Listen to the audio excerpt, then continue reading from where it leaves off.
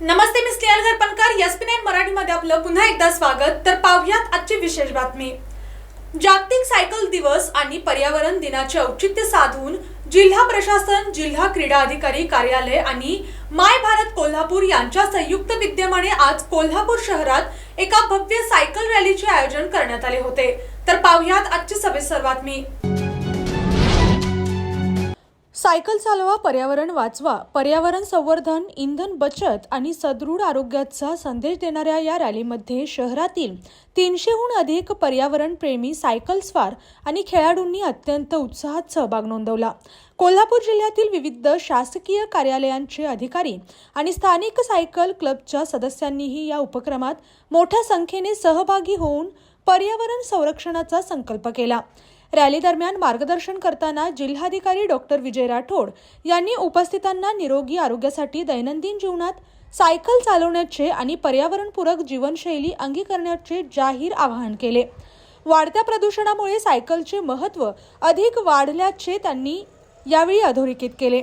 कार्यक्रमाच्या सांगता प्रसंगी जिल्हा क्रीडा अधिकारी विद्या शिरस यांनी रॅली यशस्वी करण्यासाठी मोलाचे योगदान देणाऱ्या आणि निसर्ग संवर्धनासाठी एकत्र आलेल्या सर्व पर्यावरण प्रेमी खेळाडू व अधिकाऱ्यांचे मनपूर्वक आभार मानले. कोल्हापूरकरांच्या या उत्स्फूर्त प्रतिसादामुळे हा पर्यावरण दिन खऱ्या अर्थाने यशस्वी ठरला. या रॅलीमध्ये सहभागी झालेल्या सर्व अधिकारी, कर्मचारी आणि खेळाडूंसाठी आमदार अमल महाडिक यांच्या वतीने पाणी आणि बिस्किटांची व्यवस्था करण्यात आली होती. या सायकल रॅलीच्या उद्घाटन प्रसंगी क्रीडा उपसंचालक सुहास पाटील यांनी उपस्थित सर्व मान्यवरांना झाडांचे रोप देऊन पर्यावरणपूरक स्वागत केले. यानंतर कोल्हापूरचे जिल्हाधिकारी विजय राठोड यांनी रॅलीला हिरवा झेंडा दाखवून रॅलीची अधिकृत सुरुवात केली. या प्रसंगी निवासी उपजिल्हाधिकारी गजानन गुरव, जिल्हा क्रीडा अधिकारी विद्या शिरस, महाराष्ट्र प्रदूषण नियंत्रण मंडळाचे प्रमोद माने, कोल्हापूर जिल्हा सायकल असोसिएशनचे कपिल कोळी, तालुका क्रीडा अधिकारी लक्ष्मण पवार, सुधाकर जमादार व मनीषा पाटील, क्रीडा अधिकारी रोहिणी मोकाशी, राज्य क्रीडा मार्गदर्शक सीमा पाटील व अनिकेत बोडके, रवी कुमठेकर आणि सहाय्यक विकास अधिकारी अजिंक्य चौगले, संदीप जाधव, गौरव खामकर प्रामुख्याने उपस्थित होते. तसेच खेल इंडिया सेंटरमधील सर्व खेळाडू, मार्गदर्शक मानतेस पाटील, महाराष्ट्र हायस्कूलमधील खेळाडू व क्रीडा शिक्षक प्रदीप साळुंखे यांनीही उपस्थित राहून रॅलीची शोभा वाढवली. कार्यक्रमाचे अभ्यासपूर्ण सूत्रसंचालन अमित शिंत्रे आणि शिवाजी पाटील यांनी केले. कोल्हापूरला दक्षिण काशी समजले जाते. या शहराला आध्यात्मिक सांस्कृतिक महत्त्व आहेच, तथापि पर्यटनाच्या बाबतीत या शहराला देश पातळीवर आणण्यासाठी पर्यटन विभागातर्फे सर्वतोपरी प्रयत्न केले जातील, असे प्रतिपादन पर्यटन खजिनकर्म मंत्री शंभूराज देसाई यांनी केले. तर पाहूयात आजची सविस्तर बातमी. जिल्हाधिकारी कार्यालयातील राजश्री शाहूजी सभागृहात श्री देसाई यांनी पर्यटन व खनिजकर्म विभागाचा आढावा घेतला. यावेळी जिल्हाधिकारी डॉक्टर विजय राठोड, जिल्हा परिषद मुख्य कार्यकारी अधिकारी डॉक्टर जास्मिन, मनपा आयुक्त डॉक्टर राजेंद्र भारूड, निवासी उपजिल्हाधिकारी गजानन गुरव प्रामुख्याने उपस्थित होते. ते पुढे म्हणाले, कोल्हापूरला निसर्गाने भरभरून दान दिले आहे. नैसर्गिक परिस्थितीमुळे कोल्हापूरच्या पर्यटन विकासाला अधिक चालना मिळू शकेल या विश्वासानेच MTDC मार्फत श्री क्षेत्र ज्योतिबा, पन्हाळा व दाजीपूर अभयारण्याच्या ठिकाणी VVIP ते सामान्य नागरिकांना परवडेल अशा स्वरूपात रिसॉर्ट, कॉटेज उभारण्याचे काम हाती घेतले आहे. हे काम दर्जेदार व गुणवत्तापूर्वक करण्यात यावे. पन्हाळ्यावरील रिकाम्या जागेत चांगला लँडस्केपवाला पाहून ती रिकामी जागाही विकसित करण्यात यावी. हे काम लवकरच पूर्ण झाले तर कोल्हापूरचे पर्यटन निश्चितपणे वाढेल. सध्या पन्हाळा येथे पहिल्या टप्प्याचे काम सुरू असून दुसऱ्या टप्प्याचे नियोजन तात्काळ करण्यात यावे. यासाठी निधीची कमतरता जाणवणार नाही अशी ग्वाही श्री देसाई यांनी यावेळी दिली.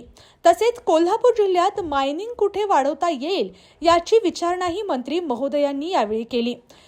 क वर्ग पर्यटन स्थळाच्या आर्थिक प्रगतीचा अहवाल सांगताना जिल्हाधिकारी डॉक्टर राठोड म्हणाले की आता या अंतर्गत जिल्ह्यात एकूण 322 कामे मंजूर असून यासाठी प्रमुख 12 यंत्रणा कार्यान्वित आहेत.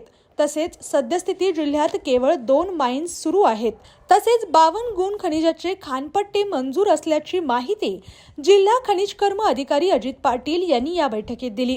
या आढावा बैठकीसाठी महसूल उपजिल्हाधिकारी डॉक्टर संपत खिलारी, करवीर प्रांत अधिकारी मौसमी चौगुले, सार्वजनिक बांधकाम विभागाचे अधीक्षक अभियंता तुषार बुरुड, जिल्हा नियोजन अधिकारी विक्रम देशमुख, देवस्थान समितीचे सचिव शिवाजीराव नाईकवाडे, पर्यटन विभागाचे उपसंचालक भारत लांघी, हनुमंत हेडे, पन्हाळा नगरपालिकेचे मुख्य कार्यकारी अधिकारी चेतन कुमार माळी यांच्यासह इतर संबंधित विभागाचे अधिकारी मोठ्या संख्येने उपस्थित होते.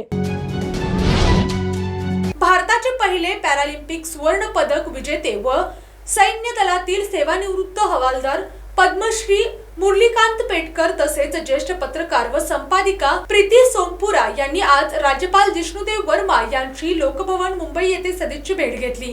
तर पाहुयात आजची सविस्तर बातमी. यावेळी पद्मश्री मुरलीकांत पेटकर यांनी राज्यपालांना उज्ज्वला बर्वे लिखित त्यांच्या जीवन कार्यावर आधारित योद्धा चॅम्पियन मुरलीकांत पेटकर तसेच त्यांचा अनुवाद असलेले the Murlikant Petkar story define the bullet ही पुस्तके भेट दिली.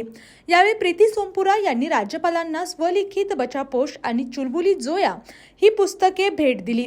बचापोश हे पुस्तक अफगाणिस्तानातील महिलांकरिता अन्यायकारक अशा सामाजिक कुप्रथेवर आधारित आहे, तर चुलबुली जोया ही ड्रग्ज, सिनेमा आणि कायदा अंमलबजावणी यांच्या गुंतागुंतीच्या जागांसंबंधित कादंबरी आहे, असे प्रीत सोमपुरा यांनी सांगितले. India's first parliament gold medalist and Havildar Padmashri Murlikant Petkar and senior journalist and editor Preeti Sompura meet the governor of Maharashtra Jishnudev Varma at Lok Bhavan, Mumbai.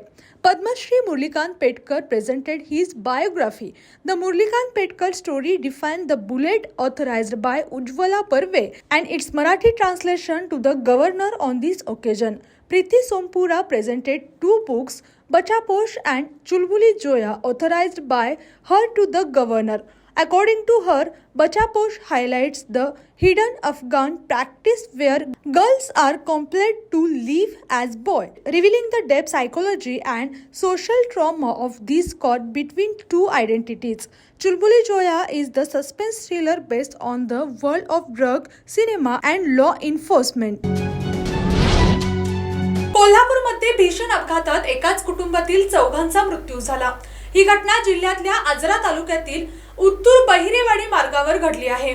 दुचाकी आणि टेम्पोची धडक झाल्याने एकाच कुटुंबातील 4घांचा जागीच मृत्यू झाला.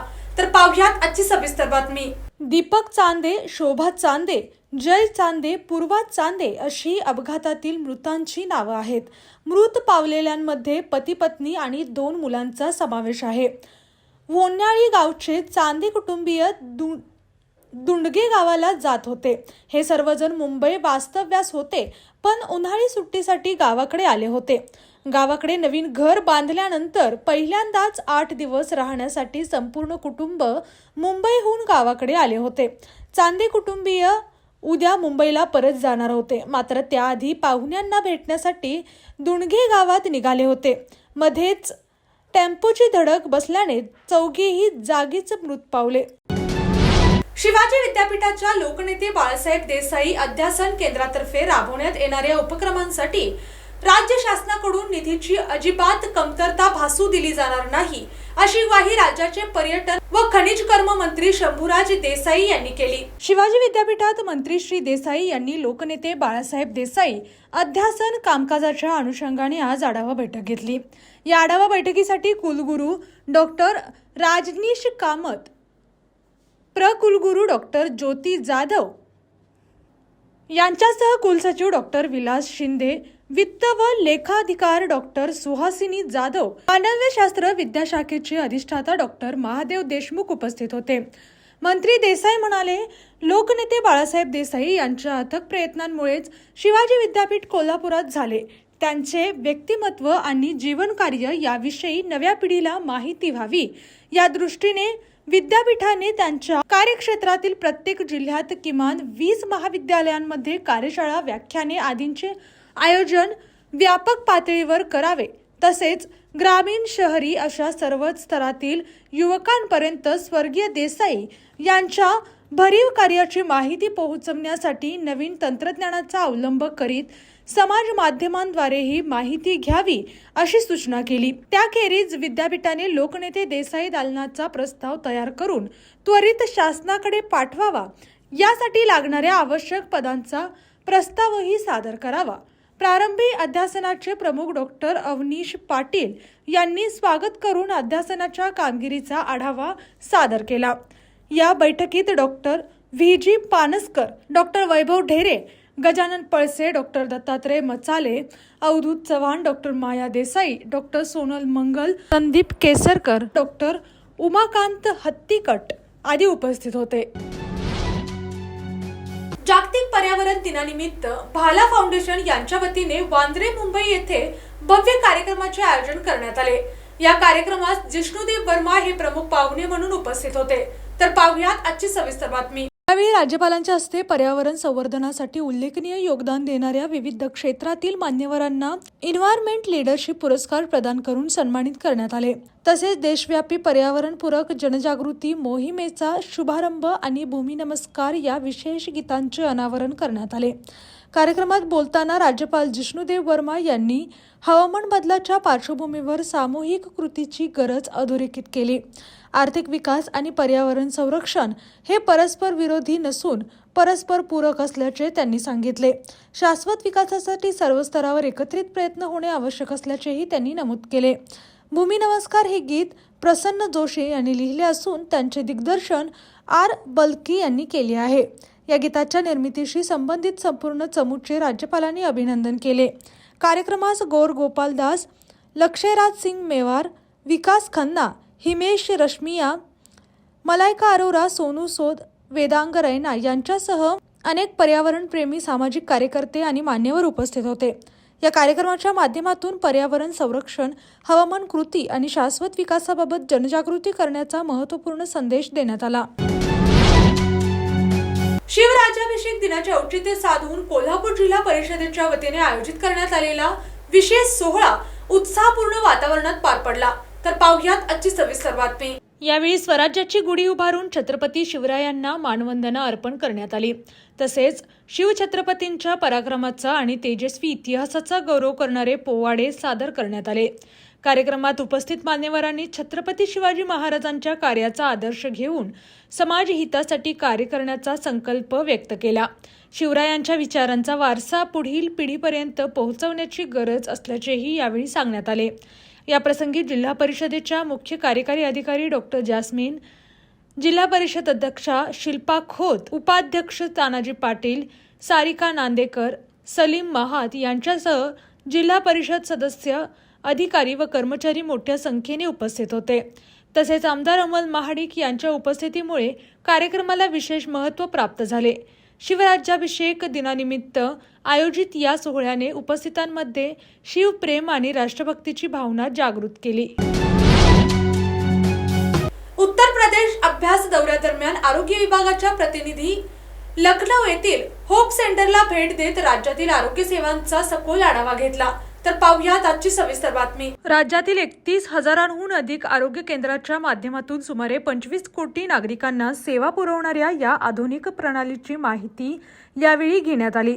होप सेंटरच्या माध्यमातून real time CCTV monitoring, 24x7 आरोग्य हेल्पलाईन तसेच डेटा आधारित निर्णय प्रक्रियेच्या सहाय्याने संपूर्ण आरोग्य यंत्रणेचे केंद्रीकृत नियंत्रण केले जात आहे।